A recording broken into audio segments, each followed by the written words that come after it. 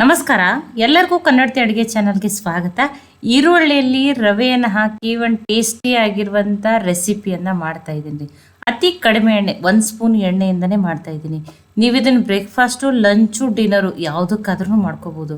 ನೀವು ರವೆ ಬಳಸಿ ದೋಸೆ ಮಾಡ್ಕೊಂಡಿರ್ಬೋದು, ಇಡ್ಲಿ ಮಾಡ್ಕೊಂಡಿರ್ಬೋದು, ಉಪ್ಪಿಟ್ಟು ಮಾಡ್ಕೊಂಡಿರ್ಬೋದು, ಅಥವಾ ಬೇರೆ ಬೇರೆ ರೆಸಿಪಿಗಳನ್ನ ಟ್ರೈ ಮಾಡಿರ್ಬೋದು. ಇವತ್ತಿನ ರೆಸಿಪಿ ಅಂತೂ ತುಂಬ ಸಿಂಪಲ್ ಆದ್ರಿ, ಟೇಸ್ಟ್ ಅಂತೂ ಅದ್ಭುತ. ಮನೆಯಲ್ಲಿರುವ ಬೇಸಿಕ್ ಸಾಮಗ್ರಿಗಳನ್ನ ಬಳಸಿ ಮಾಡ್ತಾ ಇದ್ದೀನಿ. ಹಂಗಿತ್ತಂದ್ರೆ ಇದನ್ನ ಹೆಂಗೆ ಮಾಡೋದು ಅಂತ ಹೇಳಿ ನೋಡ್ಕೊಂಬರೋಣ ಬರ್ರಿ. ಇಲ್ಲಿ ನಾನು 2 ದೊಡ್ಡ ಸೈಜದ ಈರುಳ್ಳಿಯನ್ನು ತೊಗೊಂಡು ಉದ್ದುದ್ದಾಗಿ ತೆಳವಾಗಿ ಕಟ್ ಮಾಡ್ಕೊಂಡಿನಿ. ಮತ್ತು ನೋಡಿ, ಈ ರೀತಿ ಬಿಡಿ ಬಿಡಿಯಾಗಿ ಮಾಡ್ಕೋಬೇಕು ನೋಡ್ರಿ, ಅವಾಗನೇ ಟೇಸ್ಟು ಚೆನ್ನಾಗಿ ಬರ್ತದೆ ನೋಡಿ. ಎಲ್ಲವನ್ನು ಈ ರೀತಿ ನೀಟಾಗಿ ಬಿಡಿಸ್ಬಿಟ್ಟು ತೊಗೊರಿ. ಇದಕ್ಕೆ ನಾನಿಲ್ಲಿ ಚಿರೋಟಿ ರವೆಯನ್ನು ತೊಗೊಂಡಿನಿ. ನಿಮ್ಮ ಕಡೆ ಚಿರೋಟಿ ರವೆ ಇಲ್ಲ, ಉಪ್ಪಿಟ್ಟು ರವೆ, ಬಾಂಬೆ ರವೆ ಅಥವಾ ಸಣ್ಣ ರವೆ ಐತಂದ್ರೆ ಅದನ್ನು ಮಿಕ್ಸಿಗೆ ಹಾಕಿಬಿಟ್ಟು ತೊಗೊರಿ.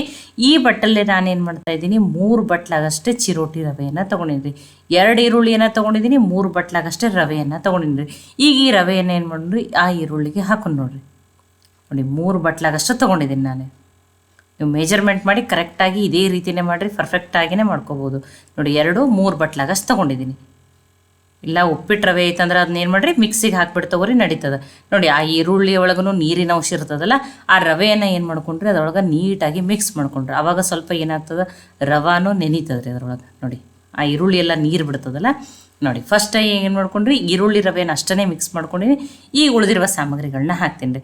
ಇದಕ್ಕೆ ನಾನಿಲ್ಲಿ 1 ಬಟ್ಲಾಗಷ್ಟೇ ಮೊಸರನ್ನು ಹಾಕ್ತಾಯಿದ್ದೀನಿ. ನೋಡಿ, 3 ಬಟ್ಲಾಗಷ್ಟು ರವೆಯನ್ನು ತೊಗೊಂಡಿಲ್ಲ, 1 ಬಟ್ಲಾಗಷ್ಟು ಮೊಸರನ್ನು ಹಾಕ್ಬೇಕ್ರಿ, 2 ಬಟ್ಲಾಗಷ್ಟೇ ನೀರನ್ನು ಹಾಕ್ಬೇಕು ನೋಡಿರಿ. ನೋಡಿ, ಈಗ ಇದನ್ನು ಮಿಕ್ಸ್ ಮಾಡ್ಕೊಂಡ್ರಿ. ಆ ರವೆ, ಮೊಸರು, ನೀರು, ಈರುಳ್ಳಿ ಎಲ್ಲ ಚೆನ್ನಾಗಿ ಮಿಕ್ಸ್ ಆಗಲಿ ರೀ. ಮಿಕ್ಸ್ ಹಾಕಿದ್ಮೇಲೆ ಹಾಕಿರುವ ರವೆ ಚೆಂದಂಗೆ ನೆನಿಬೇಕ್ರಿ. ಇದನ್ನೇನು ಮಾಡ್ತಿದ್ದೀನಿ, ನೀಟಾಗಿ ಮಿಕ್ಸ್ ಮಾಡ್ಕೊಂಡ್ಬಿಟ್ಟು ಮುಚ್ಚಿ ಒಂದು 10 ನಿಮಿಷ ಅನ್ಕತಕ್ಕ ಸೈಡಿಗೆ ಇಡ್ತೀನಿ ರೀ. ಒಂದು ಚಟ್ನಿಯನ್ನು ರೆಡಿ ಮಾಡ್ಕೋತೀನಿ. ಆಮೇಲೆ ಉಳಿದಿರುವ ಸಾಮಗ್ರಿಗಳನ್ನ ಹಾಕ್ತೀನಿ ನೋಡಿರಿ ನಾನು. ಈಗ 10 ನಿಮಿಷ ರವೆ ಚೆನ್ನಾಗಿ ನೆನಿಲಿ ರೀ. ಈಗ ನೋಡಿ, ಮಿಕ್ಸಿಗೆ ನಾನಿಲ್ಲಿ ಸಣ್ಣ ಬಟ್ಲೆ 1 ಬಟ್ಲಾಗಷ್ಟು ಹಸಿ ಕೊಬ್ಬರಿಯನ್ನು ತೆಳುವಾಗಿ ಕಟ್ ಮಾಡಿ ಹಾಕ್ತಾಯಿದ್ದೀನಿ. 1 ಸ್ಪೂನಾಗಷ್ಟು ಹುರಿದಿರುವ ಶೇಂಗಾನ ಹಾಕಿದ್ದೀನಿ.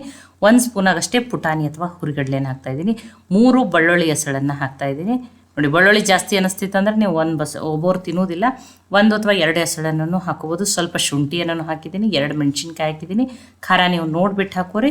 ರುಚಿಗೆ ತಕ್ಕಷ್ಟು ಉಪ್ಪನ್ನು ಹಾಕಿ ಫಸ್ಟ್ ಹಾಗೇ ಗ್ರೈಂಡ್ ಮಾಡ್ಕೋತೀನಿ. ಆಮೇಲೆ ಚಟ್ನಿ ಎಷ್ಟು ತೆಳು ಬೇಕೋ ಗಟ್ಟಿ ಬೇಕೋ ನೀವು ನೀರು ಹಾಕ್ಕೊಂಡು ಗ್ರೈಂಡ್ ಮಾಡ್ಕೊರಿ.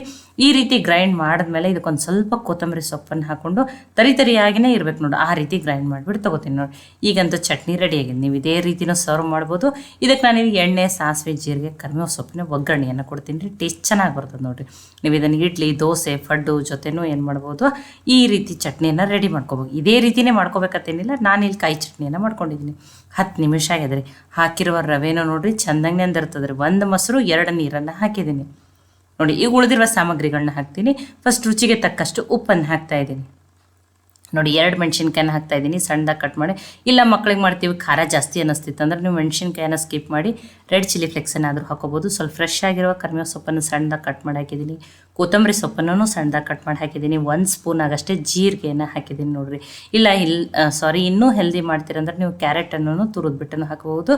ಸ್ವಲ್ಪ ಹಸಿ ಶುಂಠಿನ ತುರಿದ್ಬಿಟ್ಟು ಹಾಕ್ತೀನಿ ರೀ. ಟೇಸ್ಟ್ ತುಂಬಾ ಚೆನ್ನಾಗಿ ಬರ್ತದೆ ರೀ. ನೋಡಿ, ಈಗ ಹಾಕಿರುವ ಸಾಮಗ್ರಿಗಳನ್ನೆಲ್ಲ ನೀಟಾಗಿ ಮಿಕ್ಸ್ ಮಾಡ್ಕೋತೀನಿ ನೋಡಿ. ತುಂಬ ಸಿಂಪಲ್ ಅದ್ರಿ, ಟೇಸ್ಟ್ ಅಂತೂ ಅದ್ಭುತ. ನಾನಿವತ್ತು ರವೆ ರೊಟ್ಟಿಯನ್ನು ಮಾಡಿ ತೋರಿಸ್ತಾ ಇದ್ದೀನಿ. ಎಷ್ಟೋ ಜನ ಹೇಳ್ತಾರೆ ನಮ್ಮ ರೊಟ್ಟಿ ತುಂಬ ಗಟ್ಟಿ ಬರ್ತಾವತ್ತ, ಈ ರೀತಿ ಮಾಡಿರಿ ತುಂಬಾ ಸಾಫ್ಟಾಗಿ ಬರ್ತಾವೆ ನೋಡಿ. ಇದೇ ರೀತಿಯೇ ಇರ್ಬೇಕು ನೋಡಿರಿ. ನೀವು ಮೆಜರ್ಮೆಂಟ್ ನಾನು ಏನು ಹೇಳಿದ್ದೀನಿ ಅದೇ ರೀತಿಯೇ ಮಾಡಿರಿ, ಪರ್ಫೆಕ್ಟಾಗಿಯೇ ಬರ್ತಾವೆ ನೋಡಿರಿ.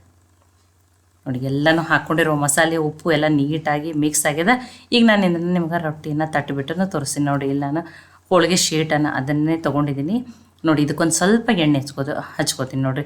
ಈ ಶೀಟ್ ಮೇಲೆ ಮಾಡೋದ್ರಿಂದ ಏನಾಗ್ತದೆ ಅಂದರೆ ಎಷ್ಟು ಬೇಕಷ್ಟು ತೆಳುವೂ ಮಾಡ್ಕೋಬೋದು. ಇಲ್ಲಾಂದ್ರೆ ನೀವು ಡೈರೆಕ್ಟಾಗಿ ತವೆ ಮೇಲೇನೂ ತಟ್ಕೋಬೋದು. ಆದರೆ ಅದಕ್ಕೆ ಏನಾಗ್ತಾವೆ, ಸ್ವಲ್ಪ ದಪ್ಪ ಬರ್ತಾವೆ.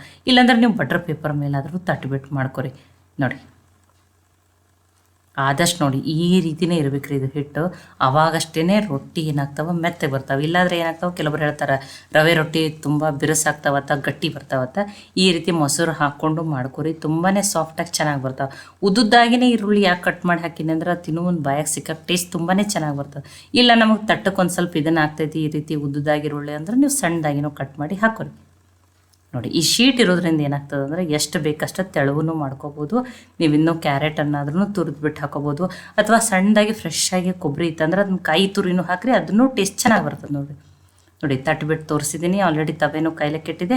ಆ ಶೀಟ್ ಧರಿಸ್ಲೇ ಹಾಕೋದ್ರಿ. ಸ್ವಲ್ಪ ಬೇಯ್ದ ಮೇಲೆ ಏನಾಗ್ತದೆ, ಶೀಟು ತಾನಾಗೆ ಬಿಟ್ಬಿಡ್ತದೆ ರೀ. ನೋಡಿ ತುಂಬ ಹೆಲ್ದಿನೂ ಅದ, ಟೇಸ್ಟಿನೂ ಅದ. ಇಡ್ಲಿ, ದೋಸೆ, ಉಪ್ಪಿಟ್ಟು, ಅವಲಕ್ಕಿ ತಿಂದಿರ್ತೀರಿ, ಅಥವಾ ಅಕ್ಕಿ ರೊಟ್ಟಿ, ರಾಗಿ ರೊಟ್ಟಿನೂ ಮಾಡ್ಕೊಂಡಿರ್ತೀರಿ. ಈ ರೀತಿ ರವಾ ರೊಟ್ಟಿಯನ್ನು ಮಾಡ್ಕೊರಿ. ನೋಡಿ ನೀವು ತುಪ್ಪ ಹಾಕಿನೂ ಬೇಯಿಸ್ಬೋದು, ಅಥವಾ ಎಣ್ಣೆ ಹಾಕಿಬಿಟ್ಟು ಬೇಯಿಸ್ಕೋಬೋದು. ನೋಡಿ ನೋಡಿ ಹೈ ಫ್ಲೇಮ್ದಲ್ಲಿಟ್ಟೆ ಬೇಯಿಸ್ಬಿಟ್ಟು ತೊಗೋತೀನಿ. ನೋಡಿರಿ ನೋಡಿ ಎಷ್ಟು ಚೆನ್ನಾಗಿ ಬಂದಾವ ನೋಡಿರಿ. ತುಂಬ ಸಾಫ್ಟಾಗಿ ಬರ್ತಾವೆ ರೀ ರೊಟ್ಟಿ. ನೋಡಿ ಇನ್ನೊಂದು ರೊಟ್ಟಿನೂ ನಾನು ನಿಮಗೆ ತಟ್ಟಿಬಿಟ್ಟು ತೋರಿಸ್ತೀನಿ. ನೋಡಿರಿ ತುಂಬ ಸಿಂಪಲ್ ಅದ ರೀ. ನೋಡಿ ಇಲ್ಲ ನಮಗೆ ಇಷ್ಟು ದೊಡ್ಡ ತಟ್ಟಕ್ಕೆ ಬರಲ್ಲ ಅಂದ್ರೆ ನೀವು ಸ್ವಲ್ಪ ಸ್ವಲ್ಪ ಹಿಟ್ಟನ್ನು ತೊಗೊಂಡ್ಬಿಟ್ಟು ಸಣ್ಣ ಸಣ್ಣನೂ ಮಾಡ್ಕೊರಿ, ನಡೀತದೆ ನೋಡಿರಿ. ನೋಡಿ ಈ ರೀತಿ ಜೋಳದ ರೊಟ್ಟಿ, ಚಪಾತಿ ಮಾಡ್ಕೊಂಡಿರ್ತೀರಿ, ಇಡ್ಲಿ, ದೋಸೆ, ಉಪ್ಪಿಟ್ಟು, ಅವಲಕ್ಕಿ ಎಲ್ಲನೂ ಟ್ರೈ ಮಾಡಿರ್ತೀರಿ. ಇದನ್ನು ನೀವು ಬ್ರೇಕ್ಫಾಸ್ಟು, ಲಂಚು, ಡಿನ್ನರು ಯಾವುದಕ್ಕಾದ್ರೂ ಮಾಡ್ಕೋಬೋದು ನೋಡಿರಿ. ನೋಡಿ 2 ರೊಟ್ಟಿಯನ್ನು ನಿಮಗೇನು ಮಾಡ್ಕೊಂಡಿದ್ದೀನಿ, ತಟ್ಟಿಬಿಟ್ಟು ತೋರಿಸಿದ್ದೀನಿ ನೋಡಿರಿ. ನೋಡಿ ಉದ್ದುದ್ದಾಗಿ ಈರುಳ್ಳಿ ಇದ್ರೇ ಟೇಸ್ಟ್ ತುಂಬಾ ಚೆನ್ನಾಗಿ ಬರ್ತವೆ ರೀ.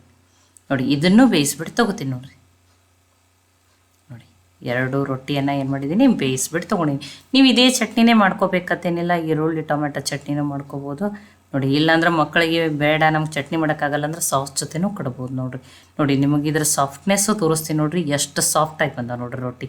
ನೋಡಿ ಇಡೀ ದಿನ ಇಟ್ಟರೂ ಇಷ್ಟೇ ಸಾಫ್ಟಾಗಿರ್ತಾವೆ ರೀ. ನೋಡಿ ರವೆಯಿಂದ ಎಷ್ಟೋ ಬ್ರೇಕ್ಫಾಸ್ಟ್ ರೆಸಿಪಿಗಳನ್ನ, ಪಡ್ಡು, ಇಡ್ಲಿ, ದೋಸೆ ಟ್ರೈ ಮಾಡಿರ್ತೀವಿ.